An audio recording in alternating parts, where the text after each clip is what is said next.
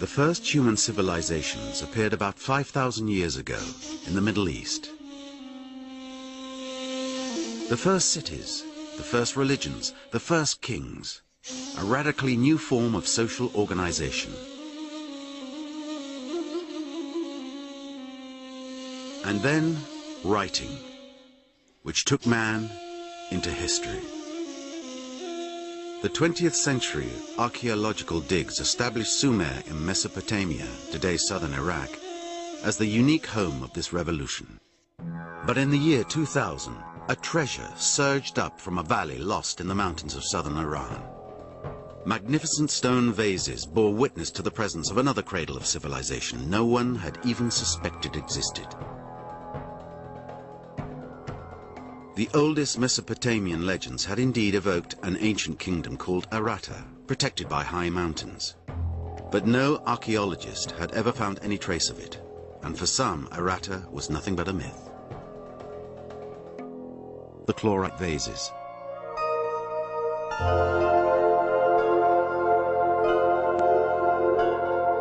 It's a step construction, but it's huge, it's gigantic, 400 meters by 400 meters.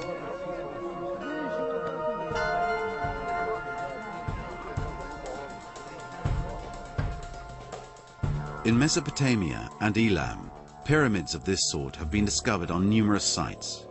We believe that they were religious monuments. In Mesopotamia, they're called ziggurats.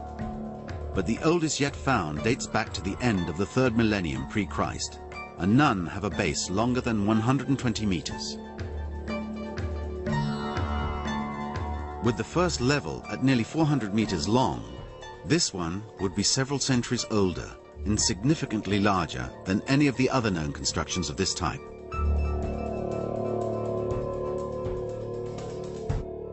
This gigantic city, emerging bit by bit from the ground, was the center of a vast kingdom that prospered here 5,000 years ago.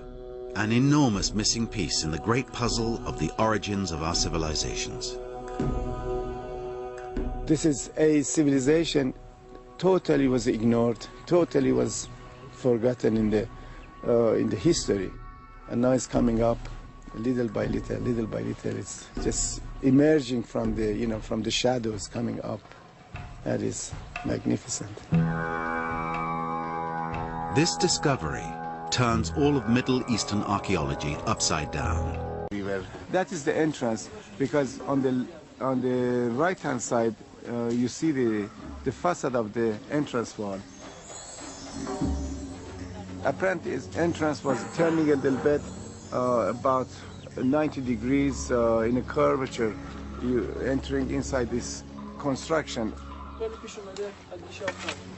This year we could penetrate about 20 meters or 15 meters inside this gigantic building.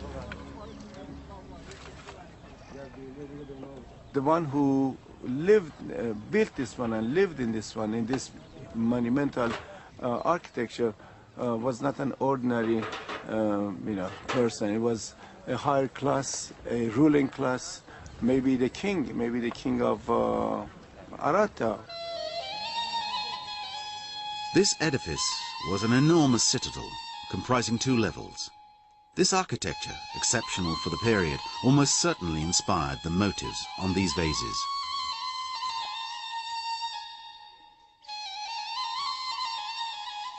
And for the archaeologists, it's one further proof demonstrating the degree of sophistication attained by this civilization.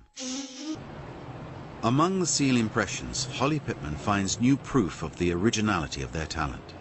To her great surprise, she finds a type of motif she's never seen before. This is a very highly developed style with its own iconography, its own forms.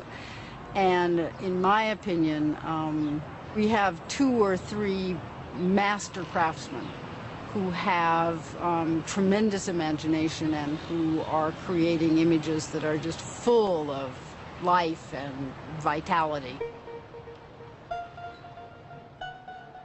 The style of these seals, as sophisticated as that of the chlorite objects, demonstrates the extraordinary creativity of the artists of the Halil Valley.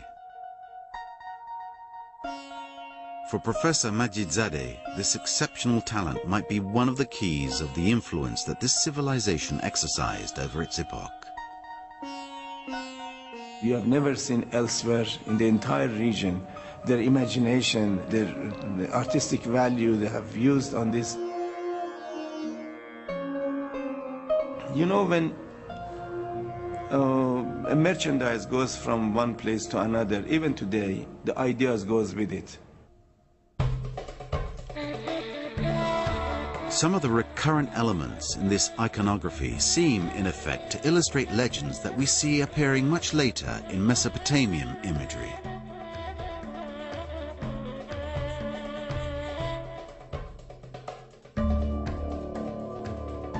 The legend of Etana is only documented in Mesopotamia at the very end of the 3rd millennium BC. It tells of how a serpent finds revenge against an eagle for devouring its young. The reptile is advised by a god to hide in a carcass to surprise its enemy. I mean, this representation of a cow and an eagle attacking, and confrontation between two snakes and one eagle. It came to my mind, this must be a story of Etana, 600 years ago, or 500 years ago, before Mesopotamians represented on their seal impressions. Likewise, the Gilgamesh epic, perhaps the most renowned Mesopotamian legend, there is the character of a scorpion man guarding the mountain entrance to the land of the dead.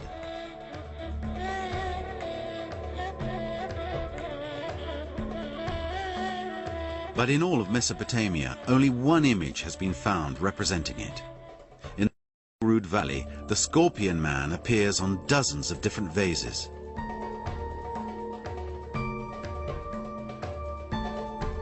For the professor, all these signs suggest that this culture developed before that of Mesopotamia, and that it could have influenced the latter in many domains.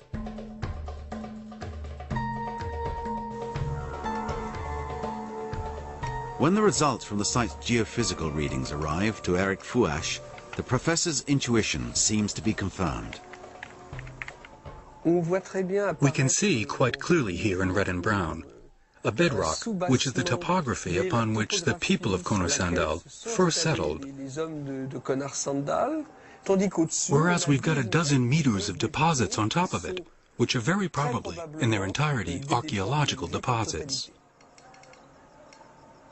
About a meter down, we see the appearance of geometric structures that couldn't be anything other than walls. And at 2 meters, we can see that the anomalies aren't arranged in the same manner. That shows quite clearly that we've got several generations of remains, and hence an ancient foundation for this site. The ground underneath Kono-Sandal might well enclose traces of occupation long preceding the most ancient Mesopotamian remains. The geomorphologists told us we have about 12 meters of cultural deposit below the surface. Therefore, it's not 5,000 years ago they settled here. Maybe they settled 10,000 years ago. We don't know yet. This discovery is only revealed at the very end of the 2005 campaign. On the site, nearly all the trenches have been sealed, with the exception of Mr. Soleimani's at the palace entrance. And it's there that an incredible dramatic turn of events takes place.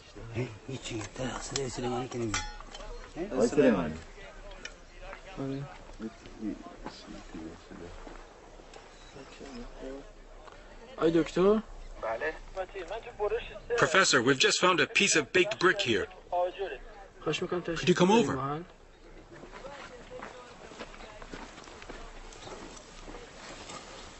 On this piece of baked brick, the first discovered on the site, there are clearly carved out characters. There is no possible doubt that it's an ancient inscription. Give it to me, please. Is it you who found this? That's very good. Thank you very much. Everyone had hoped but never dared believe that they'd have it in their hands. This civilization had also invented a form of writing at the dawn of the 3rd millennium BC. right on the top, on the latest layer, we have this writing. And as I said, we have 12 meters of cultural remains below this. And chances are we find earlier version. And you never know, one day maybe writing begins from here. I'm not claiming anything, but I mean, you never know. Really, it's frightening. I don't dare to say what changes this site is going to bring, because no one will believe it.